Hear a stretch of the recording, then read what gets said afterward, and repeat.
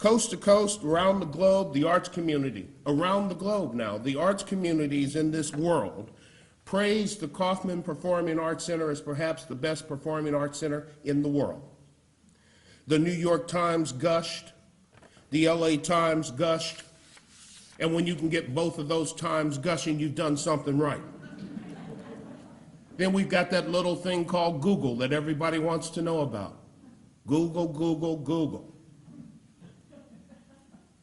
1,100 cities in this country competed. Some of them had citizens lined up on snow spelling out the word Google so it could be seen by satellite. Some of them changed the name of the city to Google. Some of them had big polar bear plunges to go out and attract attention. All sorts of shenanigans and antics. And guess what? The only two places in the country to get Google are both named Kansas City. The only two. And we've used that opportunity to build on our relationship with our neighbor to the immediate west, Kansas City, Kansas, and it's been a good opportunity. It is a start of not only a regional approach, but a regional friendship. And you can't have long-term regional anything if you don't have long-term regional relationships.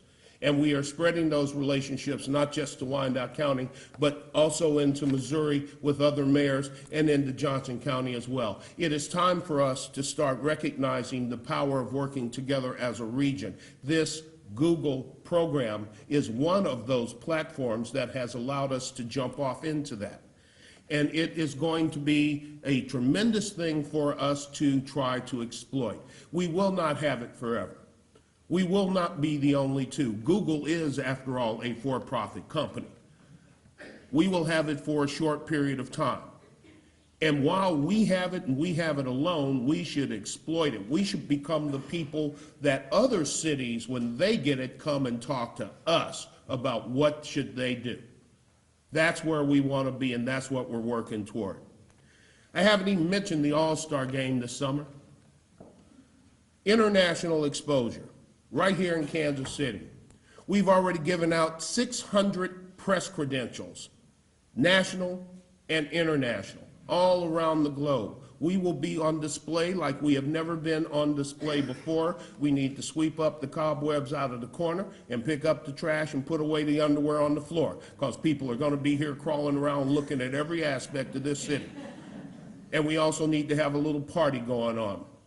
We need to let people know what we're all about here and how much we love this area, because they will take whatever message we give them, they will take back to wherever they're from.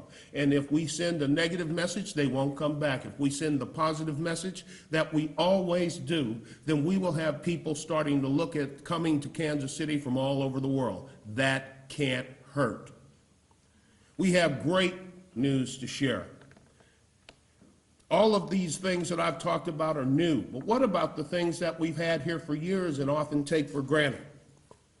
The Nelson, the Negro Leagues Museum, the American Jazz Museum, Kemper right across the street, the Plaza, our neighborhoods, the American Royal.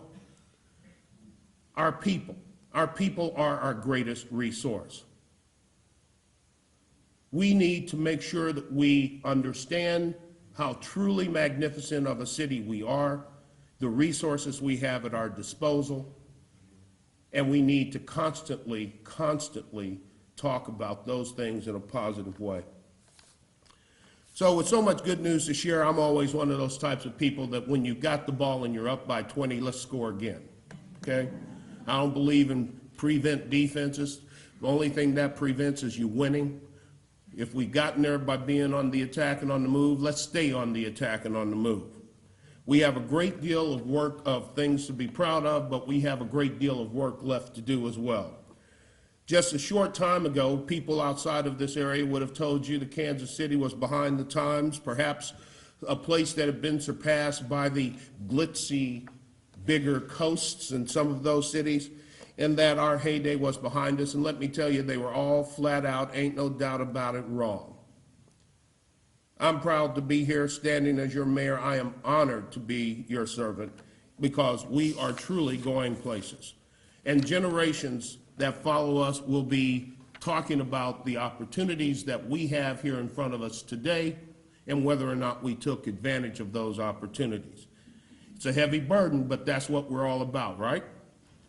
So in the midst of all of this excitement, let me talk to you about the importance of taking the long-term view. Not just what we can do today, but what we need to be thinking about doing over the next year, 5 years, 10 years, 20 years, to build on where we are now and to make this city truly great, not just for us, but for our children and their children. In this fast-paced world, it's a society where I can stand here now, I can take my phone out of my back pocket, I can go to my app and hit Twitter and take a picture, hit send a short message, hit send, and in 10 seconds, it can be any place in the entire world. That's the world that we live in now. And we have to constantly be aware of that because that type of technology is shaping the future of this city and this country. And we must be aware of it.